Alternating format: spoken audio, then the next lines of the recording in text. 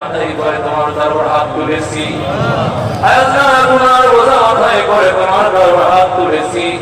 মেহেরবানি করে আমাদের জিন্দেগীর সমস্ত গুনাহ খাতা মাফ করে দাও রব্বুল আলামিন। আজকের এই পবিত্র দিনে আমাদের মাঝে আমরা অনেকে রয়েছি যারা জীবনের মতো আব্বা জানকে হারিয়ে ফেলেছি।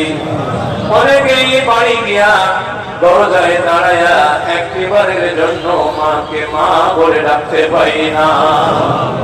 জীবনের মতো যাদের মা বিদায় নিয়ে কবরবাসিনী হয়ে গেছে, আল্লাহ কি অবস্থায় রেখেছ কোনো খবর নিতেও পারি না।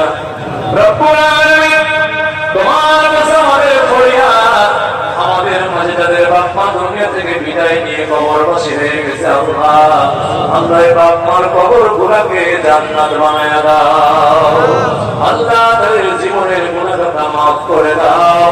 আল্লাহ কবরের জিন্দেগি জান্নাতের জিন্দেগি বানায়া দাও রব্বুল আলামিন। এই বিরাহায়রা প্রথম যারা তৈরি করেছিল তারা আমাদের থেকে বিদায় নিয়ে সকলে কবরবাসী হয়ে গেছে। আল্লাহ যতদিন এখানে